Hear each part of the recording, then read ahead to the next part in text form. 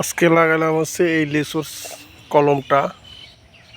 অনেকেই নিজে কলম দিছে, এটা ভালোই শিকড় বের হয়েছিল। দেখতে পাচ্ছেন এই গাছটা, এটা হচ্ছে গুটি কলম দিছিলাম কোরবানির রোজারি দিয়ে আইসা, এবার লাগাইলাম। আশা করি ভালো হবে। এটা হচ্ছে চায়না G3 লিচুর কলম, চায়না G3। ওই যে চায়না G3 গাছ আমার, এই যে দেখতে পাচ্ছেন, এই যে এটা হচ্ছে চায়না G3 গাছ।